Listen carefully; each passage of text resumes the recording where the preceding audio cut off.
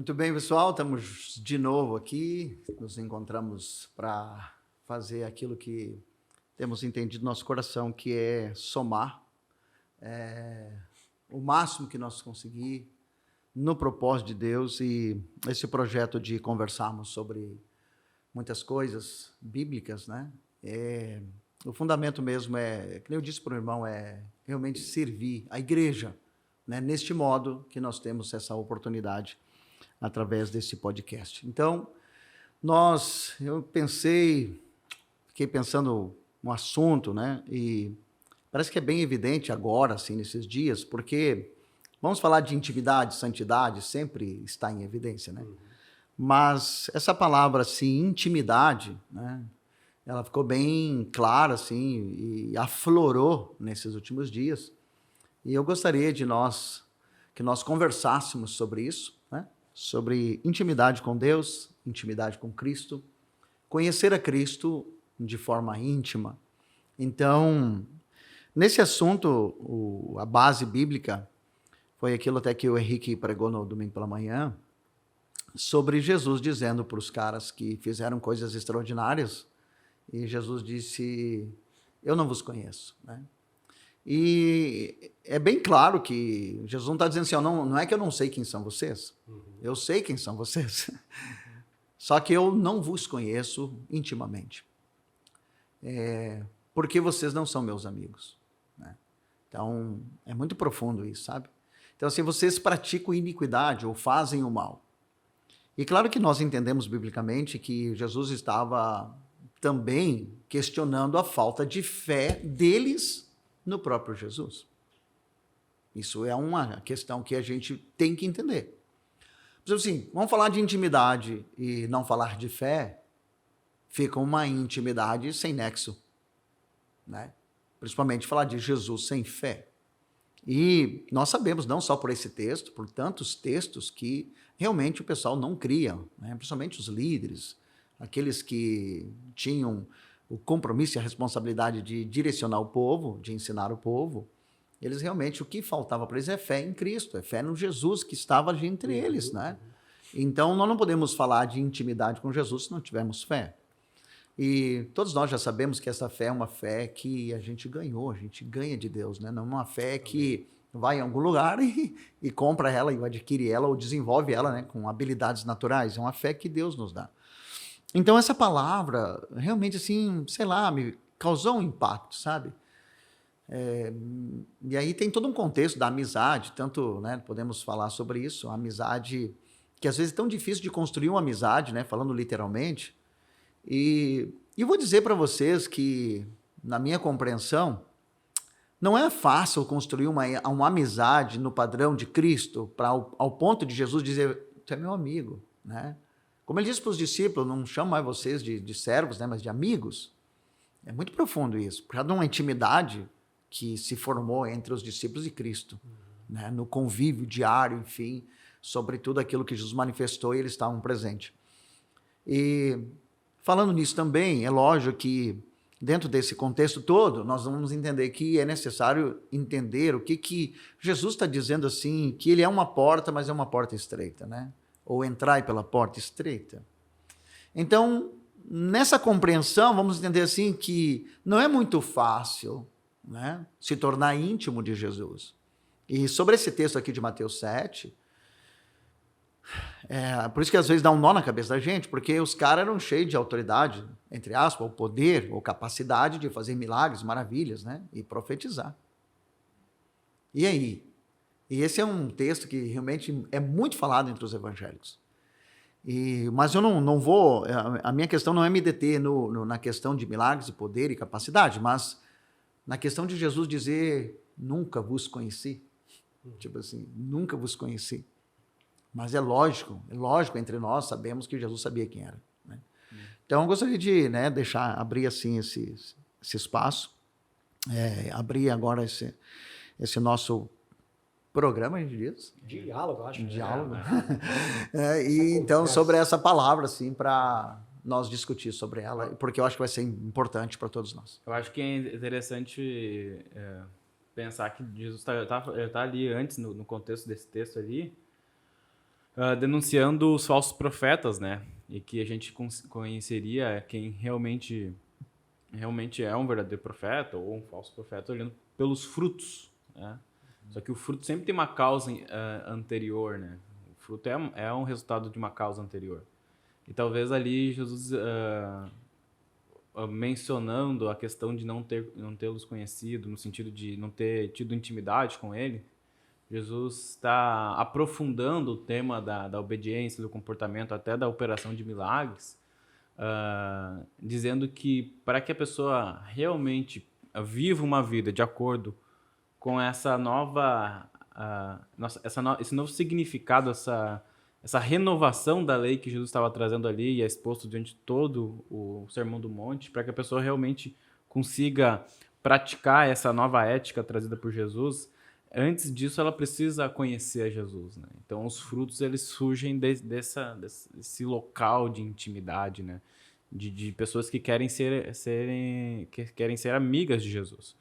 E o pastor comentou a respeito da fé, né? A amizade e fé, e é o que Tiago fala a respeito de Abraão, né?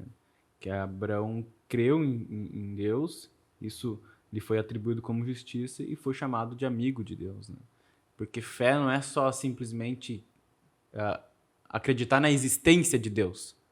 Fé também é um confiar fiel em Deus, é um repousar confiante em Deus, comprometido com Deus, né? Então essa fé necessariamente ela vai nos levar para perto de Deus, para um relacionamento pessoal, né? Então a fé cristã compreende não só eu acreditar em Deus ou acreditar em afirmações a respeito de Deus, mas um impulso do meu coração para querer me comprometer com o próprio Deus e me comprometer em ter um relacionamento com Ele, né? E aí eu acho que é a questão mais importante. Por que entrar pela porta estreita é difícil? Não é porque Deus, especialmente em Jesus, é inacessível. Pelo contrário, né? Jesus é a prova mais cabal que Deus é acessível. E isso é tão verdade, Henrique, porque quando Jesus diz para os discípulos, eu não vos chamo mais servo, mas amigo, está mostrando ali o próprio Deus dizendo que quer ser amigo. Sim, Então Deus abrindo essa oportunidade da amizade, dessa relação, inclusive ligando à fé, né? Que a fé também é um ato de Deus, em primeiro lugar, nos dando essa possibilidade de relacionamento. E a questão de entrar na porta estreita, não se entra sozinho, sem fé. Se entra por fé. E a fé que nos conduz. E aí ela se torna estreita, porque se tu, por exemplo, nós nos focarmos na fé, no sentido de milagres, de operação de maravilha, de fazer fogo cair do céu, cara, nós temos um erro terrível. Porque esta fé não é a fé que Jesus espera. Não é a fé que talvez te leve para a intimidade e para a amizade com Jesus. Baseando nesse texto. A fé que os caras tinham, eles tinham fé. E faziam milagres. E Jesus não questionou isso. Jesus não questionou que, não, esses milagres de vocês foi Satanás que fez. Vocês fizeram milagres por conta própria. Entendeu? Só que não era fé para a intimidade. Não era a fé, aquela fé assim, que dizia, que como nós hoje entendemos, por graça, que, não, Jesus é o Filho de Deus, Jesus é Deus. Jesus é Deus. Deus encarnou na pessoa de Jesus. E nós cremos que Ele é o Senhor Salvador. Ele, né, no caso, eles deveriam dizer, não, tu és o Messias que nós esperávamos. Tu és o Filho de Deus. Nós cremos de todo o coração. E nós nos arrependemos de nossos pecados. Sabe, eles não diziam isso. Sim. Mas eles faziam milagres e maravilhas. Então, sem essa fé que Jesus esperava deles, Jesus podia dizer assim, eu não vos conheço, porque vocês não acreditam em mim. E até essa questão de milagres, pastor, eu gosto muito de pensar isso a partir do Evangelho de João, que sempre demonstra o milagre como um sinal de quem é Jesus. E aqui pegando dentro do contexto que nós estamos falando, seria um sinal de mostrar que esse Jesus quer ter um relacionamento conosco, mais do que fazer um milagre. Exatamente. Do que curar, do que resolver os nossos problemas imediatos, ele quer um relacionamento profundo conosco. Ele indica isso por meio dos milagres. Olha, eu sou Deus que se fez homem, estou aqui para me relacionar com vocês, porque eu quero ser amigo de vocês. Os milagres sobrenaturais, sim, podem acontecer, mas isso é algo mais relacionado ao reino que virá. Isso aqui só estou mostrando algo que vai acontecer lá na eternidade, no reino que está por vir. É um sinalizador. É um sinalizador exato, mas até lá, para que se chegue lá, ou melhor, nós precisamos hoje desenvolver um relacionamento com o Senhor, uma amizade. Sim, Porque como é que eu vou querer estar no reino que está por vir se eu sequer me relaciono com o rei hoje, né? Isso é fato. Aqui a gente está ouvindo que Deus, ele deseja relacionamento. A gente vê ao longo das Escrituras esse movimento de Deus se aproximando do homem. Deus ele estabelece uma relação pactual. E da parte de Deus, ele se propõe, né, ser fiel e não quebrar essa aliança. Agora, em contrapartida, talvez a pergunta que eu faço para nós aqui, né, para os irmãos que vão nos ouvir posteriormente, como é que nós vemos Deus nessa relação? Porque a maneira que nós contemplamos Deus vai determinar como nós nos relacionamos com Ele, né? Tem aqueles que buscam a Deus somente por aquilo que Deus pode dar. Então, isso é uma relação de interesse e não de intimidade.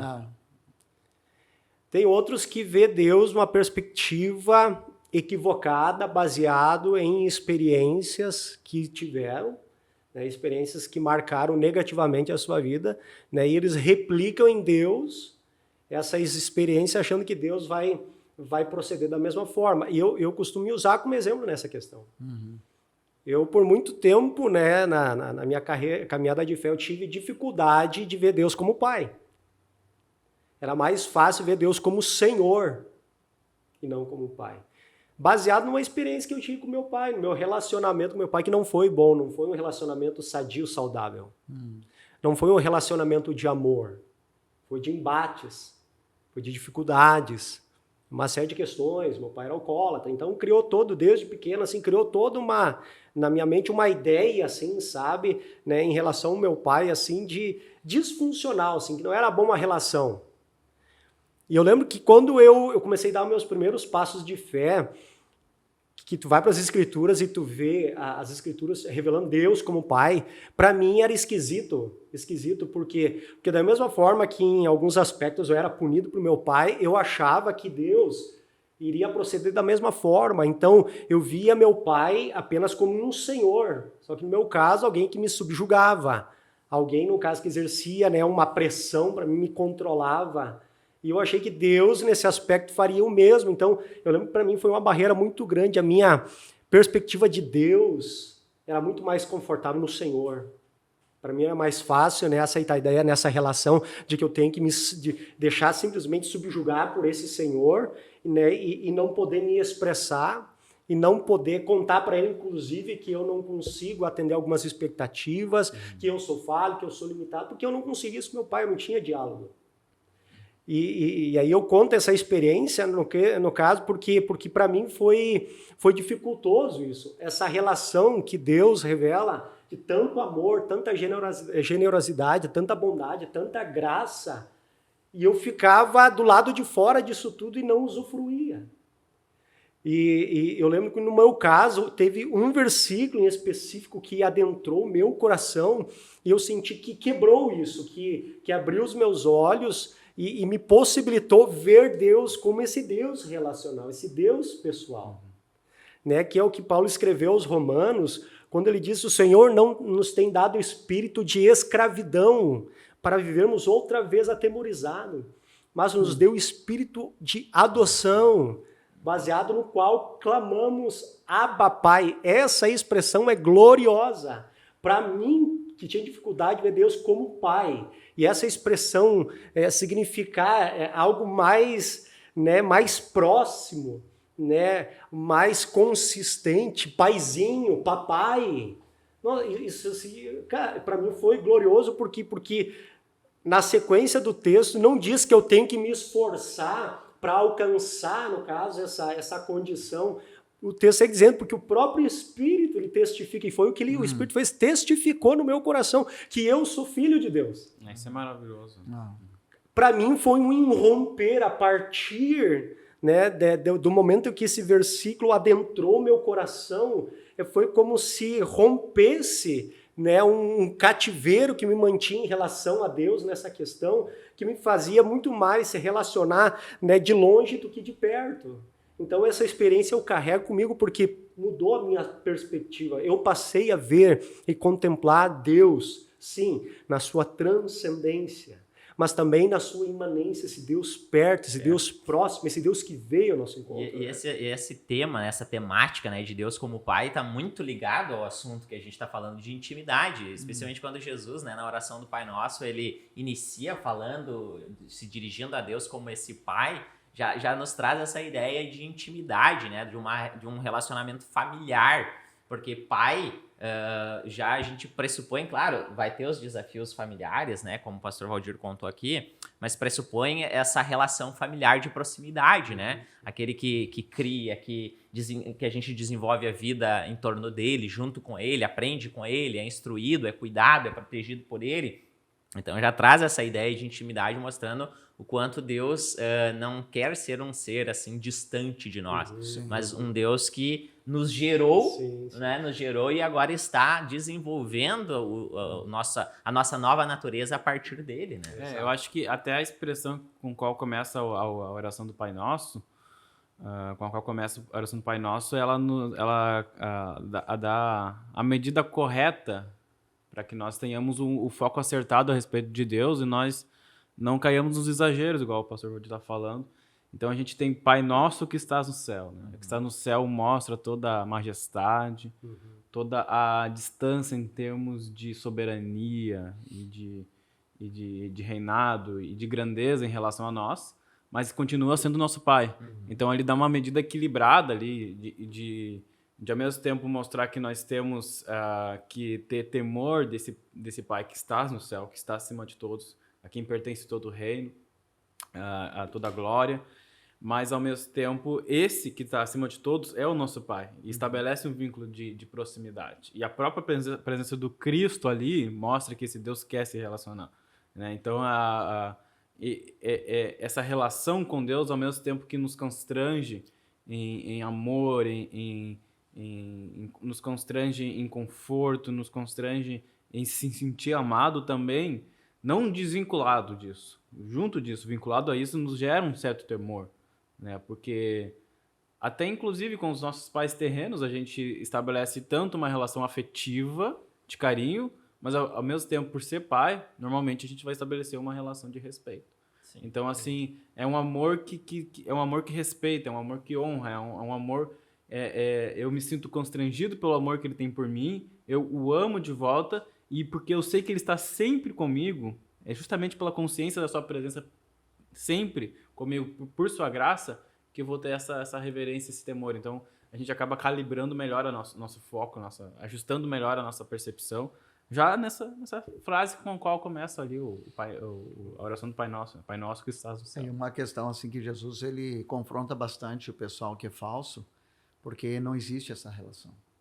É uma relação interesseira, né? A interesseira na questão de si próprios, os falsos. Então, essa questão de usar a fé de forma errada é realmente condenado por Deus. Porque a verdade da fé é Deus que dá. E Ele a dá com um propósito, que Ele seja glorificado unicamente, exclusivamente. E essa fé é um meio para nós conhecer Deus e nos tornarmos íntimos do Senhor. Mas pelos meios legais na ótica divina. Né? Então, por isso que houve muito confronto com os falsos, e vocês vão ver assim, nós vamos ver nas Escrituras que Jesus ele realmente confronta bastante isso, né? E vocês vão ver que os apóstolos, principalmente o apóstolo Paulo, vem e confronta muito os falsos, cara. Porque os falsos, eles detêm uma fé que Deus não aprova. É uma fé que não é original. É uma fé que ela trabalha em prol de si mesmo e não em prol para a glória de Deus. Então, quando nós entendemos humildemente que a fé que nós recebemos é para a glória de Deus, com certeza nós vamos caminhar para a intimidade. Nós vamos caminhar para esse lado e nos aprofundar no nosso relacionamento com Jesus em temor de amor. Nós temeremos esse Deus poderoso, Criador. Então, assim, nós não vamos ter medo, como tu falaste, sabe? O medo, pânico, desespero, o Deus está chegando, vai me punir, né? Sim. Nós até falávamos já sobre isso. Coisa boa quando o pai não estava em casa, porque não era agradável a sua presença. Nós tínhamos medo. Deus, nós temos temor, mas é temor por amá-lo. É um temor de amor. por causa da grandeza que ele tem, a grandeza que ele é, a soberania que ele tem, o poder que ele tem, que nós nem conseguimos imaginar. Só que o falso não pensa essas coisas. O falso que usa da fé para os seus próprios benefícios, ele não pensa em questões de temor e nem de amor. Por isso que o que ele vai manifestar é em prol de si mesmo. Então, assim, ó, é como se estivesse roubando aquilo que é do Senhor. Ele também se torna um ladrão, porque a glória que era exclusivamente do Senhor vem para ele. Mas ele não assimila isso, ele não raciocina, pensar e analisar, sabe que isso está errado. Porque aparentemente parece que está certo. Tu parece que está sendo um instrumento de Deus, porque eu já vivi essa experiência, não nessa totalidade, não nessa dimensão grande. Claro, porque somos uma congregação de bairro, enfim, nós nunca tivemos essa pretensão de nós nos projetarmos para ganhar notoriedade, Deus nos livre disso. Mas quando manifestávamos alguma coisa, manifestávamos com o entendimento de que essa manifestação estaria beneficiando uma pessoa e glorificando a Deus. Mas a gente nem nota que automaticamente tu está se promovendo. É sutil? Sutil demais. Por isso que é preciso uma definição clara sobre a fé. Quais são os objetivos da fé? Qual o propósito da fé que Deus nos deu? Qual o verdadeiro fundamento da fé? Por que ganhamos fé? Fazer milagre, poder e maravilha? Não. Primeiramente para conhecer a Deus. Se tornar íntimo de Deus. Entender o que é ser filho. Entender o que é ter um pai e ser filho de Deus. O que é Cristo. O que é se tornar amigo de Jesus, como Jesus mesmo diz. Então eu vejo que nós precisamos abrir o nosso entendimento pela graça de Deus, e na verdade nós não abrimos o entendimento quem abre é Deus, para a glória dele. Nós podemos evoluir em conhecimento, agregar, enfim, né? Tem muitas técnicas hoje para te se tornar uma pessoa inteligente, sábia, enfim. Mas essa sabedoria de Deus que vem do Senhor, meu Deus, isso é extraordinário, né? Como eu ouvi uma irmã muito simples semana passada, e eu ouvindo ela e analisando a sabedoria de Deus na vida dela para ela se posicionar diante de uma situação. E ela, na verdade, ela não, como é que eu vou dizer assim, ela é analfabeta. Ela é analfabeta, ela mesma disse, né? Mas ela, diante de uma situação que ela precisava tomar uma decisão sábia, ela foi realmente instruída pelo Espírito para tomar uma decisão sábia. Eu disse, meu Deus, essa sabedoria, entende? Então, assim, essa sabedoria vem por meio da fé, com o propósito de nos tornarmos íntimos de Deus. Sabe? Aquela coisa assim, ó, que, cara, tu não quer errar, não é porque tu tem uma reputação a zelar. Tu não quer errar, não é porque vão falar mal de você, tu vai criar um problema na tua família, no teu lar, diante da sociedade, diante da igreja. Não, tu não quer errar, porque tu é íntimo do Senhor. E tu o ama. Tu não quer errar por causa dele, porque ele poderá se entristecer. Sabe, eu falei ontem, lá onde estivemos lá na clínica de desintoxicação, né? Uma clínica, não sei o nome da clínica, Reviver, né? E eu estava falando o seguinte para eles, gente, olha só, quando Jesus saiu da água, do batismo, Deus disse assim, ó, esse é o meu filho amado que me traz alegria, ou que eu tenho prazer.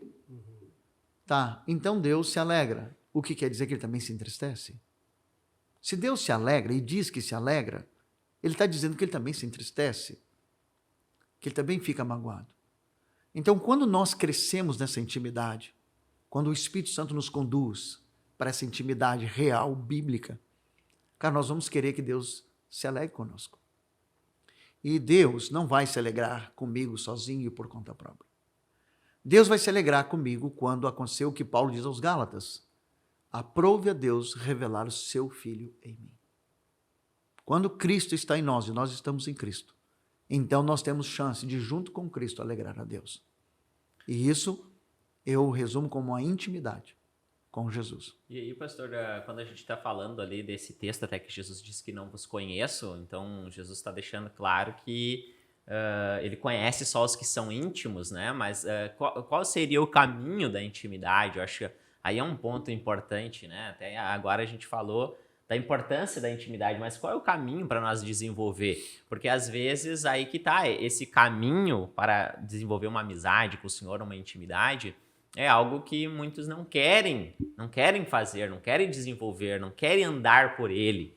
Porque ele é um caminho de renúncia própria. Sim. É um renúncio, é um caminho que mata a nossa carne. Porque para andar com o Senhor Jesus Cristo, eu tenho que abrir mão, eu tenho que negar a mim mesmo, Isso é tomar a minha cruz e seguir ele. Porque é nesse seguir, né, nessa caminhada que vai se desenvolvendo a amizade. Porque uma amizade, ela não se desenvolve assim... um distante do outro. Caiu do céu, caiu de paraquedas. Não, tem que ter um andar junto. E esse andar junto é o carregar a cruz junto com Cristo, né? E aí que a intimidade, a amizade vai se desenvolver. Então, o convite do Senhor aqui para nós também é um convite de disposição de negar a nós mesmos para desenvolver essa intimidade, Sim. essa comunhão, né? E aqui nós poderíamos citar dois elementos básicos, que seriam a oração e a leitura bíblica, né? O meditar nas Escrituras, que infelizmente muitos cristãos acabam renegando, né? Tu sabe alguma coisa, não te cortando, mas já te cortando, Samuel? Não, Eu estava, semana passada, eu acho que foi essa semana, mas hoje é quarta, nós estamos, eu pensando, meu Deus, essa questão da leitura bíblica, e nós vamos incentivar, e sempre devemos incentivar, e nós devemos ter esse hábito, com certeza, indispensável. Mas eu já ouvi pessoas, assim, que fazem um projeto de leitura, né? Um plano de leitura.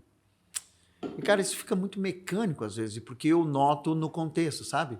Ou nas reações das pessoas, algumas, lógico, que estão nesses planos.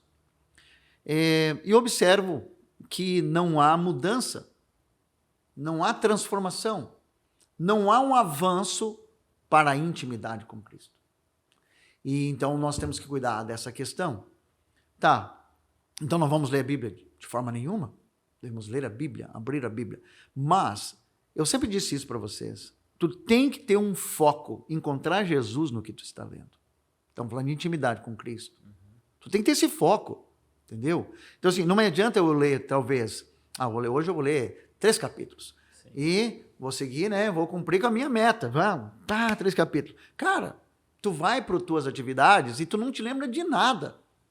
Não tem nada no teu coração, é mecânico. Tem que ser algo então, meditado, né? então, agora, na intimidade com Jesus, e tu estás falando, é legal, oração e Bíblia, mas na intimidade com Jesus real, bíblica, e realmente onde Deus diz, ok, é assim mesmo, cara, tu vai ter uma palavra, talvez, no teu coração, não todo 3 capítulos, mas 1 ou 2 versículos, que vão aquecer o teu coração.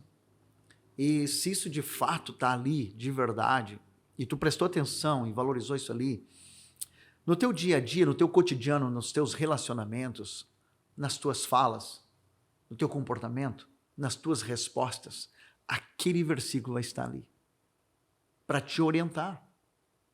E isso eu vejo como um realismo, sabe, verdadeiro sobre comunhão com Deus, como entendimento bíblico, e como ter achado Cristo nas Escrituras. Sim.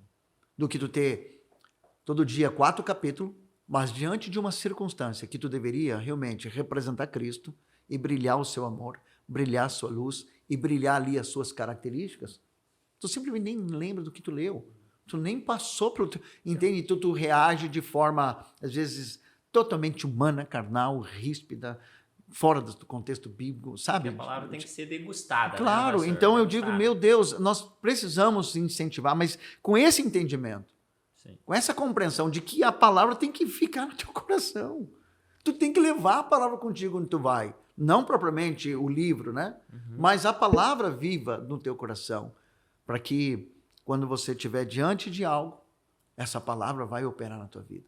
Né? Então eu vejo que é muito importante isso na questão da intimidade. Meios de intimidade. Então, esse eu vejo que é um meio. Meu Deus, sabe? Cristo faria isso. Isto agrada ao Senhor. Essa atitude aqui, sabe? Louvará o Senhor, engrandecerá o Senhor, dará glória ao Senhor. Essa minha postura aqui é uma postura verdadeiramente cristã.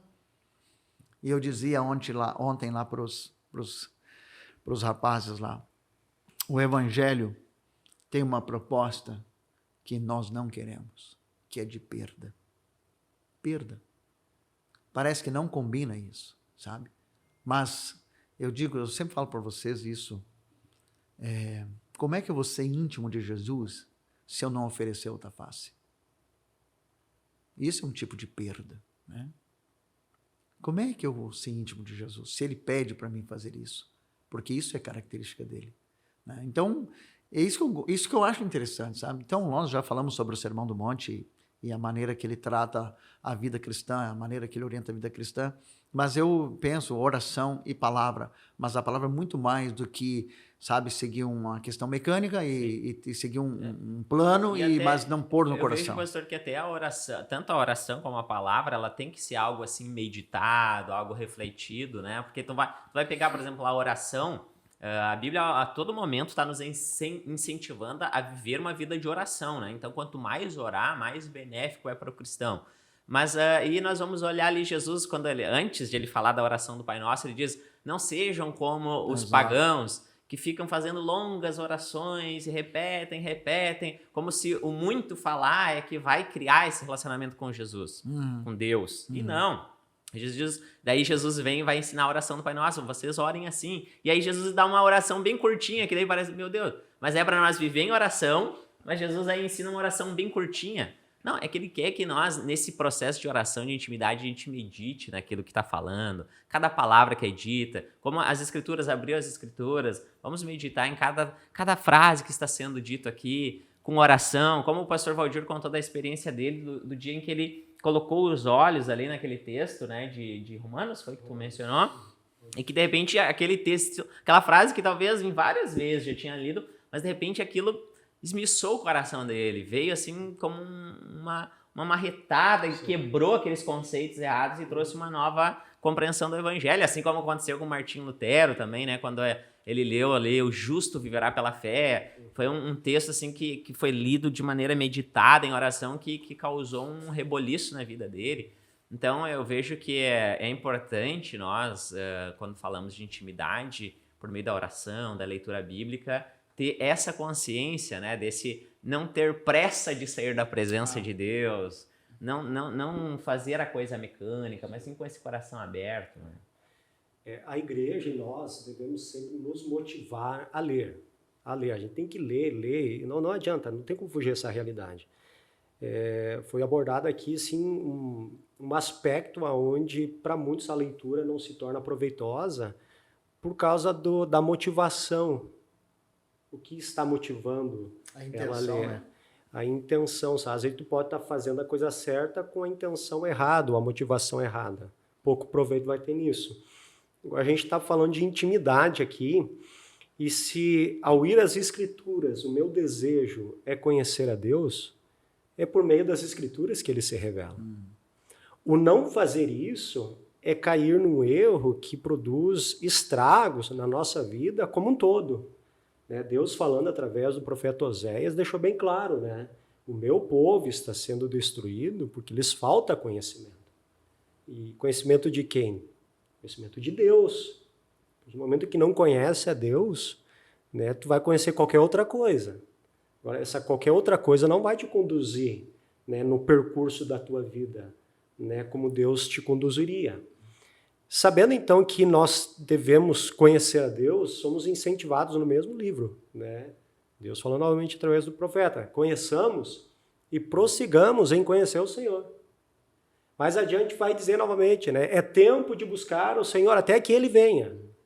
Ou seja, a nossa vida ela deve ser, né, uma busca contínua, um cultivar contínuo nesse relacionamento, nessa relação. Às vezes eu digo isso por mim, muitas vezes a gente fica dizendo, Deus, me dê amor pela Tua palavra, me dê paixão pela Tua palavra, me dê prazer pela Tua palavra. E a gente fica esperando, então, o sentimento vir para depois você ler. Sim. Quando, na realidade, o que nos falta, na maioria das vezes, é disciplina. Disciplina. Porque se nós formos disciplinados, nós vamos ali adotar, né, um sistema, um tempo de leitura, de oração. E eu acredito que é nessa prática que o Senhor vai nos tratando, vai nos modelando, e esse prazer vai sendo gerado. Sim. É no cultivar, é no arar essa terra, no adubar essa terra, é no cuidado do plantar essa semente, é que ela vai crescer. E, consequentemente, o fruto, né, de todo esse labor, ele vai ser a recompensa A disso, questão né? do hábito, né? Hábito. É um bom hábito, né? É porque o hábito, às vezes, ele pode ser encarado como, de forma pejorativa, como se fosse algo só mecânico, assim, né? Mas o hábito, agora trazendo um pouquinho de filosofia, mas Tava demorando. o Aristóteles, ele dizia que o hábito era como uma segunda natureza, né? E existia dois tipos de hábito, o vício e a virtude. O vício é quando o hábito é hábito de alguma coisa ruim, uma prática ruim, né? E nós, na tradição cristã, podemos chamar isso de pecado, ou pecados recorrentes, né? Que a gente está ali, a gente não consegue se livrar, a gente sempre pratica, mesmo que nós talvez não queiramos praticar, a gente acaba praticando porque aquilo já está incorporado, como se fosse uma segunda natureza mesmo.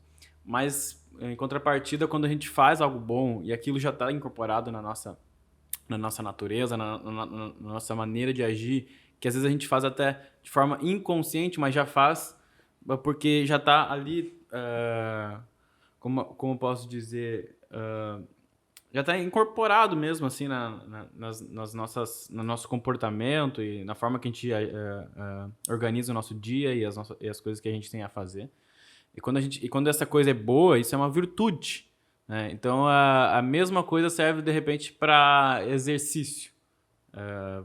O exercício físico é uma coisa boa, ninguém vai duvidar disso, mas ninguém começa a fazer exercício do nada achando que é bom. Vai fazendo, até que aquilo se torne um prazer na vida dele. Agora, pode se tornar, isso que é uma virtude pode se tornar um vício? Sim, quando talvez eu dê uma prioridade exagerada ao exercício físico ou qualquer outra coisa, mas na medida que eu dou uma prioridade correta para aquilo vai ser uma virtude na minha vida, né? Então tem pessoas assim que talvez, não é o meu caso, evidentemente, mas tem pessoas que, eu já vi relatos de pessoas que diziam que antes de começar exercício físico nem imaginava fazendo. Os primeiros dias foram muito difíceis.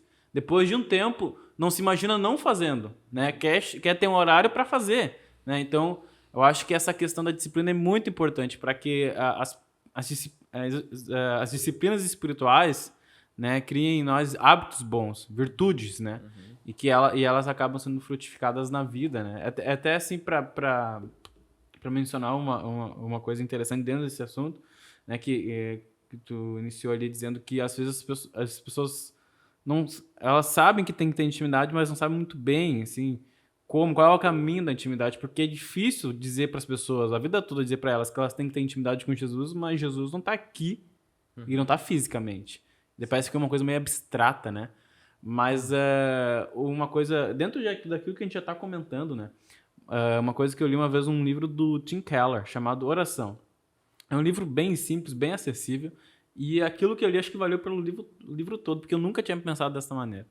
Ele dizendo assim o seguinte: a oração não é o começo do diálogo. A oração não é a iniciativa. A oração é a resposta de um diálogo que já começou por meio da palavra. A oração é a resposta de um Deus que já começou o diálogo. Então a palavra já é, né, esse fruto de todo o empenho de Deus em conduzir homens durante milhares de anos para escrever uma série de livros, com uma série de propósitos, mas que no final tem um único grande propósito, a fim de se revelar para nós e conversar conosco, né? De se tornar acessível a nós e tornar tudo aquilo que Ele deseja para nós e para toda a criação a nós. Então a palavra já é essa iniciativa do próprio Deus. A oração é uma resposta a esse diálogo que já começou. Daí eu já começo a entender a minha intimidade de uma maneira diferente, né? Quando eu estou orando a um Deus vivo que se revelou a mim, e quando eu leio essa palavra em espírito de oração, eu não só leio como um cientista que analisa um objeto, mas eu leio como o próprio Deus falando comigo. Sim, então, quando Jesus fala ali para os seus discípulos, para que nós amemos os nossos inimigos, né, para que nós ofereçamos a outra face, e mais uma série de coisas ali que ele falou a respeito da lei, e não só no texto do Sermão do Monte, mas, enfim, em todo o Evangelho e toda a Escritura, no final das contas, quando ele fala isso, ele não fala só para os discípulos ali. Em espírito de oração, eu recebo como se o próprio Cristo, e é verdade, ele está falando para mim também, Claro. porque eu também sou discípulo dele. Sim. Então a palavra tem essa dinâmica, ela foi escrita para as pessoas naquela época, mas ela continua valendo, ela continua viva, ativa e fluindo para nós hoje, porque nós somos todos do mesmo corpo. Né? Pois é uma questão, talvez a grande dificuldade a nível de igreja agora, é o contentamento pela relação terceirizada com Deus, né? Pela informação terceirizada. O que eu quero dizer com isso? Pessoas que não têm a disposição de buscar a Deus, quer seja através da leitura, quer seja numa vida de oração, porque elas sempre dependem que alguém ore por elas, alguém pregue para elas, né? Pessoas que não criam raízes em Cristo, não andam em Cristo, como somos aconselhados nas Escrituras, né? Pessoas que estão à mercê das circunstâncias, e as circunstâncias é que determinam o modo que elas vão operar. Se tudo está bem, não precisa buscar Deus. Agora, quando as coisas apertam, aí a oração de alguém por eles não é o suficiente. Aí eles se voltam para Deus. Aí eles se lembram em buscar Deus. A questão é essa, como levar, né, uma igreja, a pessoa se conduzir de maneira correta diante de Deus, sem entender que a relação dela com Deus é independente das circunstâncias. Como Deus pode ser revelado ao coração de alguém dessa forma, para que essa pessoa, mesmo nas mais densas, né, densos problemas, dificuldades, ela anseia, né, por Deus. Eu pergunto isso porque na Bíblia a gente tem uma figura de Davi que é um exemplo maravilhoso disso.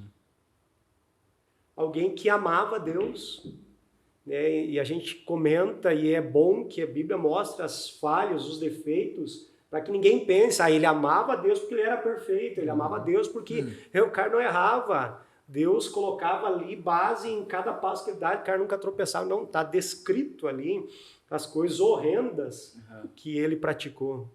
Mas o que se sobressaía na vida dele era como ele amava Deus.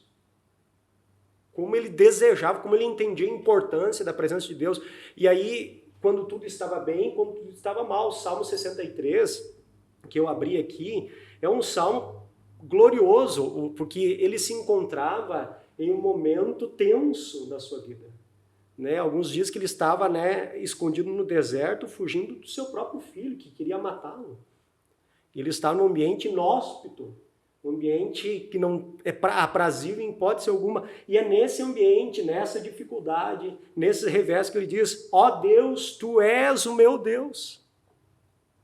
Eu te busco, olha o que ele diz, eu te busco ansiosamente. A minha alma tem sede de ti, meu corpo te almeja como a terra árida, exausta e sem água. Todo aquele cenário desértico à sua volta, aquela terra árida, né, que clama por água, uma terra, né, totalmente improdutiva pela ausência da água. Davi, naquele ambiente, ele via sua alma sedenta pela presença do Senhor. Nesse salmo ele não está clamando: Senhor, me livra. No deserto, né? Me tira daqui, me livra disso. Tira o problema, tira a dificuldade. Não, ele clama por Deus ali, em meio àquele problema, em meio àquela dificuldade. Aquele cenário ali, ele estava desconectado, né, da sua adoração a Deus, porque era necessário aquele ponto em específico, né, que ele vai falar mais tarde, né, de querer estar no santuário de Deus em si, né? Ele está desconectado disso tudo, mas mesmo ali ele expressa que Deus é Deus para ele, tanto na tranquilidade do palácio, quanto ele em fuga, escondido em meio ao deserto. Então, essa é uma questão que deve ser ponderada, porque Deus, ele não é aquele que se relaciona apenas para suprir necessidades. Isso é egoísmo demais da nossa parte. Deus se revela como esse Deus relacional, transcendente, mas imanente, conforme já foi falado. O que Deus nos mostra, a palavra nos mostra, é que o pecado, ele fez com que gerasse dentro de nós essa íntima intenção de achar que nós somos autônomos, não precisamos de Deus. Que nós podemos viver independentes de Deus. Né, de que é melhor o nosso governo do que o próprio governo de Deus. Só que o que acontece quando essa ideia é implantada na mente e no coração? A pessoa morre, porque ela é separada de Deus, ela é separada da fonte da sua vida. Então, a gente fala num contexto geral, né, pós-queda, né, lá de Adão em si, né, mas agora a igreja que de certa forma, assim, vê Deus apenas como esse que deve ser buscado quando há problemas, quando há dificuldades, quando os armários estão vazios, quando o carro quebra, né, quando acontece revés aqui, revés ali, quando há tribulação. Cara, isso mostra que o que foi cultivado até o presente momento não foi relação. Não foi uma relação. É uma coisa que Deus sempre vai pesar, é as motivações, né? É os motivos do teu coração. Tu leu nesse salmo, certamente a motivação de Davi, né? A intenção do coração, a motivação a buscar a Deus desta forma ali naquela dificuldade. Nós podemos transportar isso mesma coisa, a motivação de tu abrir as escrituras, a motivação que te leva a dobrar os joelhos, entendeu? É ir buscar o Senhor. É certo que Deus não vai primeiro ver tu abrindo as escrituras, ele vai ver primeiro a tua motivação. Primeiro ele não vai ver a tua ação de dobrar os joelhos, vai ver a motivação do teu coração. Então eu acho isso muito, extremamente importante que a gente compreenda isso. Qual é a nossa motivação, né? Então a motivação de Davi era muito pura, muito combinava muito com Deus, né? Porque a motivação dele não estava pautada por circunstâncias. Era algo do coração. As circunstâncias ao redor não interferiam. Prazer em Deus, né? Exato, não interferiam nas motivações dele. A motivação brotava do coração. Então é a mesma coisa, eu não posso abrir as escrituras com motivações que são exteriores me interferindo. Como, por exemplo, eu vou agregar conhecimento, porque quando eu conversar com Samuel, eu vou mostrar que eu sei. Eu vou mostrar que, entendeu? Eu estou evoluindo, eu estou entendendo. E quando eu discorrer o meu discurso, eu vou estar apto, eu vou estar... Nada a ver. É o que eu entendo. Não, peraí, a minha motivação é outra. Por isso que eu resumo a minha motivação. Eu vou abrir as escrituras para encontrar meu mestre. Não, até a questão, acho que um dos impulsos também, um dos impulsos, se não o principal, um dos principais pelos quais as pessoas elas vêm à igreja, têm uma religião, ou professam uma religião cristã, digamos assim, uma fé cristã, é o medo do pós-morte, né? E é o medo do porvir ou no porvir passar o resto da eternidade numa situação de sofrimento, né? Enfim, como se fosse no inferno, enfim.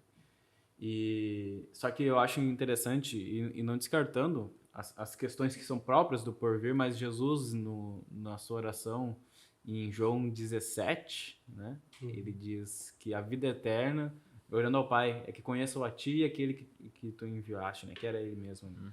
Então, acho que a relação de entender que a própria vida brota dessa relação íntima com Deus, né? E ela se esvai quando a gente rompe essa relação íntima com Deus, né? Então, se as pessoas elas se relacionassem com Deus e querendo sim a vida eterna, mas entendendo que a beleza da vida eterna, o tesouro da vida eterna é a própria oportunidade de conhecer eternamente a Deus, de estar envolvido em sua intimidade eternamente, daí essa é a motivação correta. Mas agora, a motivação é simplesmente eu escapar de um dano eterno para viver em algum lugar confortável para mim, aí já é uma motivação que deve ser recalculada, né? Porque eu querer estar com Deus no porvir é eu querer estar com Ele mesmo, por causa dele, porque tenho prazer nele, né? Até o pastor Valdir abriu um salmo, eu estava abrindo um salmo também, que é o Salmo 84, que Davi diz assim, ó, uma expressão assim que me toca muito, é que eu sempre uso como estímulo para mim quando eu não me sinto muito motivado a orar ou praticar a intimidade. É Davi dizendo o seguinte: a minha alma suspira, desfalece pelos atos do Senhor. O meu coração e a minha carne exultam pelo Deus vivo. O pardal encontrou casa, a andorinha ninho para si, onde acolhe seus filhotes, perto dos seus altares. Senhor dos exércitos, Rei meu e Deus meu, bem-aventurados que habitam em tua casa, louvam-te perpetuamente. É lindo. Então, assim, é eu desejar estar com Ele porque tenho prazer em estar com Ele, sabe? A intimidade com Deus é um exercício de prazer. Acho que essa é a grande questão. As pessoas não descobriram que a grande beleza da fé cristã é estar com Cristo, é estar com o Pai, é estar com o Espírito, é estar envolvido na Trindade, é ser convidado a participar dessa intimidade. Deus sempre quis isso para o seu povo. A gente vê lá nas profecias, a gente vê desde Gênesis, a ideia de um Deus que vai habitar no meio do seu povo e eles serão dele. Né? E Deus sempre nas suas promessas de redenção, quase de forma generalizada, acaba as promessas dizendo: e eu estarei com eles, habitarei no seu meio e eles serão meu povo. Eles querem ter intimidade conosco, eles querem se relacionar conosco e responder ao evangelho é responder também esse convite à intimidade. Conversão é responder a um convite à intimidade. Então não faz sentido eu dizer que sou convertido, que sou cristão, mas não me interesso pela intimidade e mais, não me interesso pela intimidade pelo fato de que eu encontrei prazer nos atos do Senhor. Encontrei o meu lugar ali perto dele e entendi que a minha vida e a vida eterna se compreende, se contemplam no fato de conhecer ele, conhecer continuamente. Né? É incrível. Eu lembro, Isaías 43, o versículo eu não lembro qual com exatidão, pode ser que seja o 6, depois a gente vê isso. Mas diz que o Senhor nos criou para a sua glória. Eu acho fantástico isso, porque eu lembro daí daquilo que o John Piper ele costuma falar, né, que é maravilhoso, né, a respeito do prazer em Deus, né? Como é que nós vivemos para a glória desse Deus que nos criou? Ele diz, quanto mais nós estivermos satisfeitos nele, e não naquilo que ele pode dar, nele. Isso é fantástico. Né? Mais o Pai, mais Deus é glorificado. Sim. Não, e isso é glorioso, né? Isso tem um aspecto, um sentido assim Incrível isso aí, tão Valdir. profundo. Né? Esse é o caminho que a gente está trilhando, né? Nós estamos sempre focados nisso e nossos assuntos nos levam sempre para isso, né? Se focar em Deus, conhecer a Deus, estar com Deus. Então, esse nossas falas, esse nosso assunto tem vindo do nosso coração.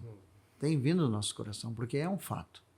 Não é algo que está na superficialidade ou não tem um tipo de negociação aí ou barganha, né? Tipo hipocrisia. Nós queremos mesmo Deus. Nós oramos, nossas orações, nossas ministrações, nossas conversas apontam tudo para isso. Então, nós não temos interesse, talvez, não sei se isso está correto, mas alguém já disse isso, alguém está interessado, ou muita gente está interessado no que Deus tem nas mãos, mas não nos seus olhos, não na sua face. Não no seu coração. Não no seu coração. Nós queremos o coração de Deus, queremos a face de Deus, não suas mãos, né, que são reais e poderosas, mas nós queremos Deus. Né? Eu costumo dizer um negócio que, cara, muitos hoje, e principalmente nessa linha de falsos, eles querem o Cristo com a coroa de glória e de ouro. Mas os que querem realmente ser amigo de Jesus querem o Cristo com coroa de espinho. Querem o Cristo crucificado. Quer aquele Cristo. Quem quer ser amigo e quem Jesus quer que seja amigo dele, que seja amigo dele dessa forma, dessa maneira, neste modelo, do Cristo crucificado. Por isso que ele vai nos chamar, aquilo que tu comentaste no início. Carregar a cruz. Carregar a cruz. Sim. O Paulo vai dizer, eu não morri, eu morri. Entendeu? Eu morri, não vivo mais eu. É Cristo que vive em mim. E isso faz parte dos amigos de Jesus, né? Então, os carinha ali que faziam um monte de coisa, e Jesus diz, olha, sei quem vocês são, mas vocês não são meus amigos. Vocês quiseram a minha coroa de ouro, entendeu? Já eu glorificado não quiseram a minha de espinho. A minha de espinho vocês não acreditaram. Eu não sou o Cristo para vocês. Eu não sou o Deus por causa da minha coroa de espinho, da minha vergonha. Você não pode, não tem, né? Então, isso é muito real, porque quando nós temos essa fé, e essa fé que nos move, cara, essa é a fé que Deus nos deu. Então, isso resume tudo, né? Nós temos e queremos ter cada vez mais fundamentada a fé que Deus nos deu, mais compreendida, para amá-lo e servi-lo e se tornar amigo dele. Exato. Amém. Certo, gente? Eu acho que é isso por hoje, né? Amém. O Neguinho já está com a cara enferruscada ali para nós, né? Estou só olhando de canto assim para o Neguinho. Gente, benção então, né? Benção, Vamos até a próxima. Logo estaremos juntos, né? Talvez já num Cenário diferente. cenário diferente. Então, caminhando para isso, né? É isso então? É isso Isso aí. Ok, Amém. beleza.